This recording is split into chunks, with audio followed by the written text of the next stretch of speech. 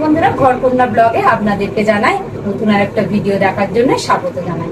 আজকের ঘরকন্যা ব্লগে দুপুরের একটু খাওয়া দাওয়া সঙ্গে কয়েকটা কাজের ভিডিও তোমাদের সঙ্গে আজকের একটু শেয়ার করবো। তা দুপুরের খাবার দেখো, যেহেতু আজকে বৃহস্পতিবার, তাই বৃহস্পতিবার তো প্রত্যেক বাড়িতেই তো নিরামিষ হয়, তেমনি আমার বাড়িতেও নিরামিষ আছে। আজকে বৃহস্পতিবার নিরামিষে করেছি ভাত, এখানে আছে আলু ভাতে সয়াবিনের তরকারি, মুগের ডাল, সঙ্গে বৃহস্পতিবারে খাবার পরে যদি একটু চাটনি না হয় না, বাঙালির খাওয়াটা যেন সম্পূর্ণ হয় না। তা চলো, দুটো বাচ্চা দিকে বসে পড়েছে, ওদেরকে আগে দিয়ে দিই। আমাকে টমেটো চাটনি দেবো না? দেবে। ও, আমি ভেবেছি তুমি তো চাটনি খাও না, ওই জন্য আমি জিজ্ঞেস করছি। অল্প করে দেবে। অল্প, ঠিক আছে।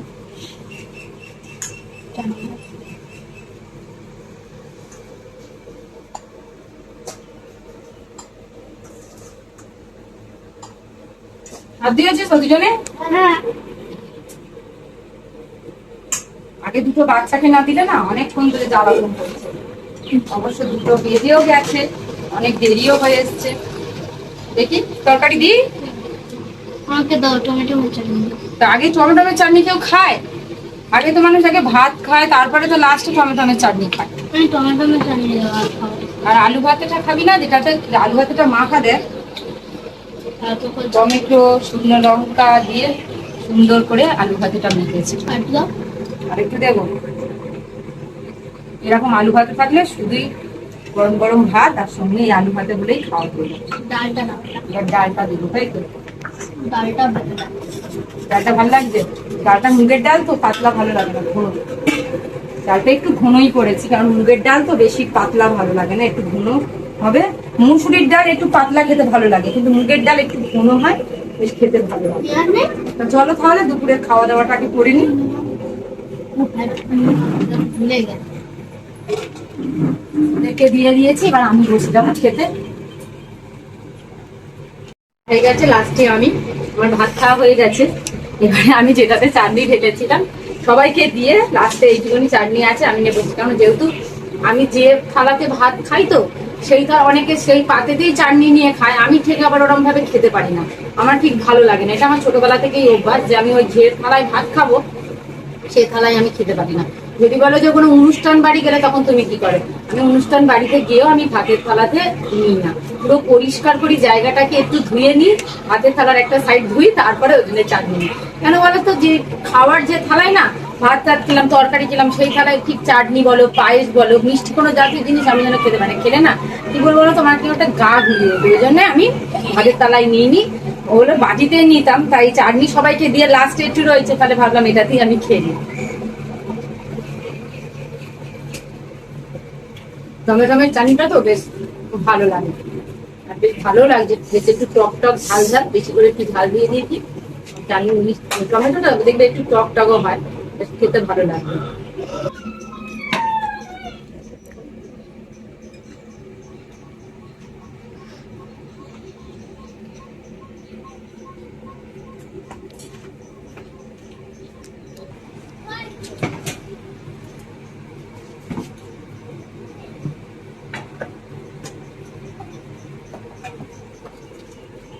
হয়ে গেছে, এবারে টেবিলটা আবার পরিষ্কার করে দিলাম।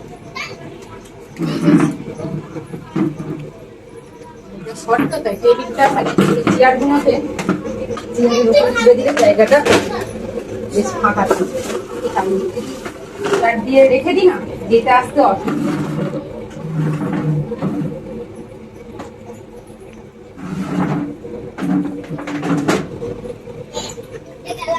খাওয়া দাওয়ার পরে সব থেকে বড় কাজ হলো এই ধরো, এই যে খাবার জায়গাটা পরিষ্কার করে দিই, তারপরে মোছা, বাসন মাজা, এটা হলো সব থেকে খাওয়া দাওয়ার পরে বড় কাজ।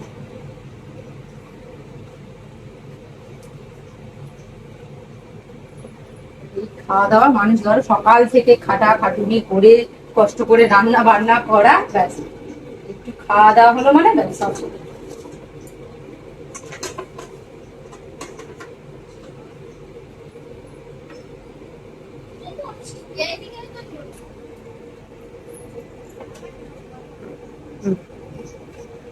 আর আরো দুজন খেয়ে নিয়েছে, নিয়ে এবার দুজনে মিলে আমার অন্যটা খেলা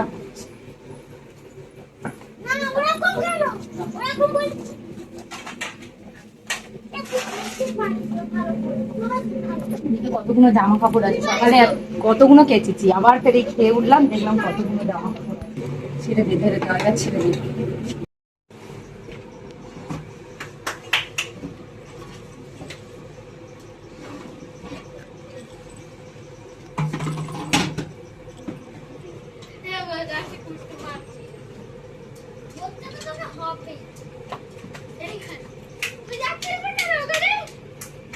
কি খেলা হচ্ছে? কানামাছি খেলা হচ্ছে, দিলে মিলে কানামাছি খেলছে।